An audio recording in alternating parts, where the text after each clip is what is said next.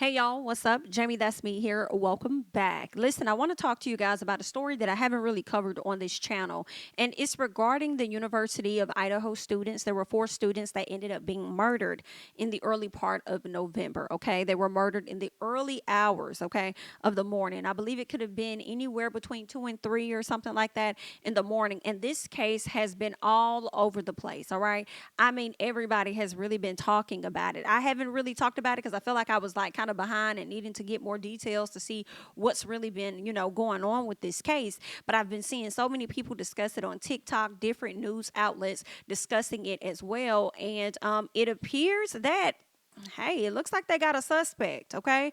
Looks like the officers have a suspect. And you know what makes this really interesting to me is that there's a young lady on TikTok, and unfortunately, I don't have her details right at hand.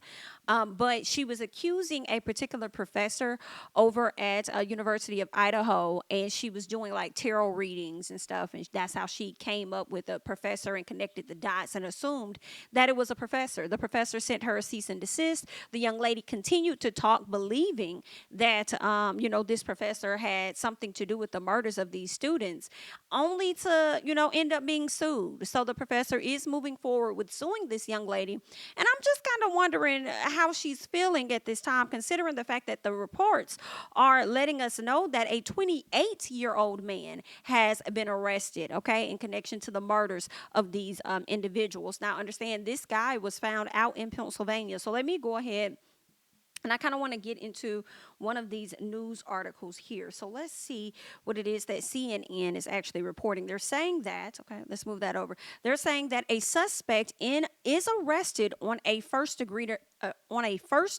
murder warrant. Okay, a suspect is arrested on a first degree murder warrant in the killings of 4 University of Idaho students. Okay, they're saying this person was arrested on Friday in Pennsylvania. Okay, this is an active arrest warrant that was put out on this guy. They're saying that it is a first degree in connection with these students. Okay, the person that they ended up arresting, his name is Bryan Christopher Kohberger.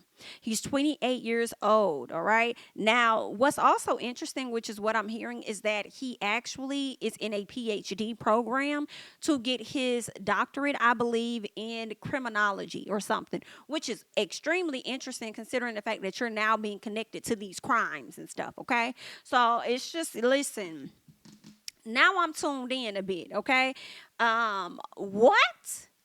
What? So I need to understand the motive behind him doing what he did to these individuals. Like, what was the motive behind it? Now they did say that he put out a Reddit post or something where he was kind of seeking I guess volunteers for some type of study that he was doing, wondering, what goes through people's minds when, certain crimes or whatever are committed. Something like that he posted on Reddit is what some of the news people are reporting. And it just kind of got me wondering, like, did he do this to experiment? Like, what was the motive behind you murdering these innocent individuals? Like, what the hell? These innocent people, like, what did they do to you? Like, I'm confused, right? But I want to know more details about it. They are saying authorities narrowed their focus to Kohberger. So it seems like they have known who their suspect was for a very long time. They just needed to track him, right?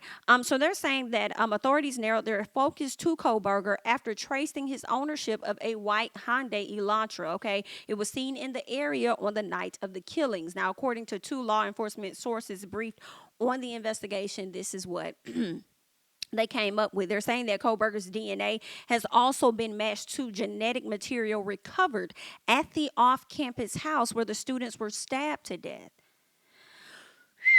Listen, for those of you guys that do not know what this young man looks like, let me go ahead and put Kohberger's picture up here for you guys to see. Listen, I shouldn't go off looks, and I understand that he's innocent until proven guilty, but it's like just looking at how he's giving me a smize in the camera, I want to immediately label him as guilty. I really do. I just want to label this man as guilty automatically right out the gate.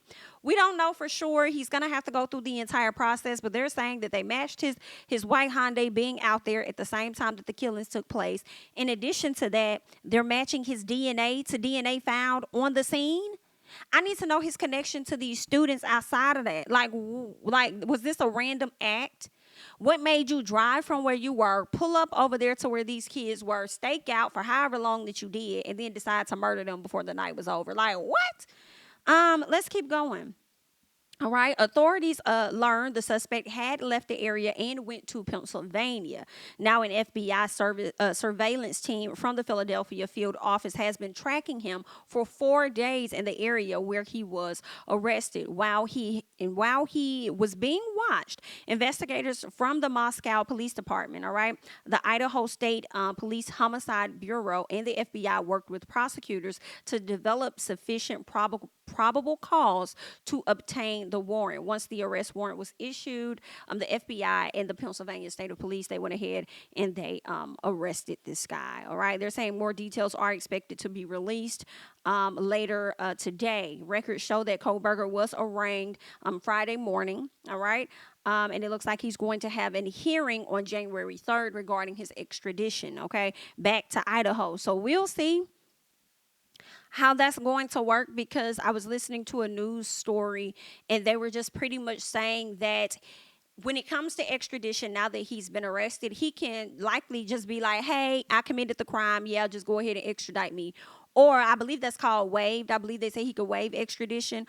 Or what he could do is actually fight it and be like, yeah, nah, y'all on, nah, I ain't do that, or whatever the case is. And then there's going to have to be a hearing and all this other stuff. And then it's going to be a decision on whether or not he'll be, extradited back. Okay. So, we just gonna have to find out what it's really giving.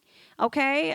This is a very unfortunate situation. They're saying the suspect is a graduate student at a nearby university. Okay. They're saying that he was at Washington State University.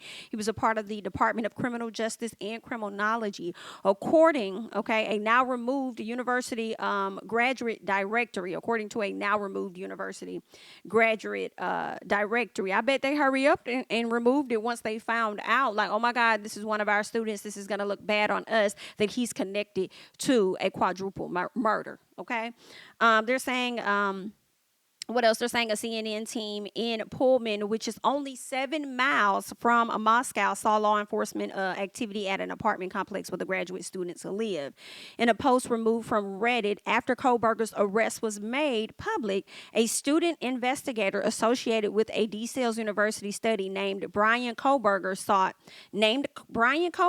participation in a research project. That's the project that I was telling you guys about not too long ago. Okay, he was trying to understand how emotions and psychological traits influence decision making when committing a crime. Very interesting to me. Very interesting.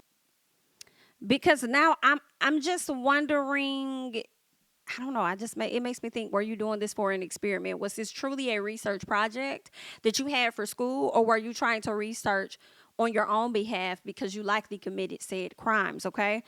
This is interesting. In particular, this study seeks to understand the story behind your most recent criminal offense with an emphasis on your thoughts and feelings throughout your experience. Okay. That's what the details were. Okay. Yeah, so that's what's been going on. I just want to see if there's anything else regarding these students. They're saying that November 13th, KiIIings rocked the nation and shocked the small college town of Moscow. Its first murder in 7 years. The case prompted fear and anxiety in the community and student body, and questions mounted about the pace of the police investigation. Let's not talk about the pace of the police investigation, because I feel like the police were definitely on it. Some cases they really dragged their feet on. I feel like they was on it. I'm surprised. Honestly, I thought we were going to go into the new year without them having any suspect, period, like nobody. So I think they did their due diligence, okay? So they definitely brought in somebody, and the way he took that photo, I feel like he did it, okay? But, that's just my opinion, all right? We'll have to find out, should he have a trial and how everything is going to go from there, because who knows? He could confess and say, yeah, I did do it, you know what I'm saying? So we'll just have to see. But I really hate that these individuals were very young, okay? You had two 20-year-olds and two 21-year-olds. So not only did they lose their lives and their families are going to be impacted by this forever, I'm thinking about the other two individuals that survived, because they're going to be even more traumatized by this situation, knowing that they were just on the bottom level when all of this was going on right above them. So that's just why, that's just crazy. Like, I just like, oof. And not to mention, they woke up and they found their friends dead in the house. And it's crazy because I saw a lot of people that were trying to say that those two individuals had something to do with these people passing away, and or these people being murdered, period. Okay. But now we're learning that, hey, this is a whole different guy that came in there, this one man. And I'm wondering, like, could it have, was it just one man that came in and did this? Did he have any help with him? I guess it was just one. He came in, I believe he hit the first level that he got to, then he went upstairs to the top level. I don't know if he got spooked out and ran out and decided not to run down to the lower level, not sure. But or maybe he knew those individuals were there and wanted them to live so that they'll be able to, so that they'll go on and experience, the trauma from said incidents. Like, girl, you can't make this up. But we're gonna see. We'll find out more details. We don't know for a fact whether he did it, but if the FBI and the police are zooming in on you, chances are it's a very high chance that they got the person that committed this crime. But I just wanted to bring this story to you guys, bring you guys a quick update, letting you know that this man has indeed been captured. I want you guys to go ahead and hop down below. Okay, share your thoughts and comments down below, honey. That's all that I have. I'm Jamie, that's me. Don't forget to like, comment, subscribe, share my videos. Follow me on Instagram and Twitter at JamiThatsMe, and I'll catch you guys in the next one. Bye-bye.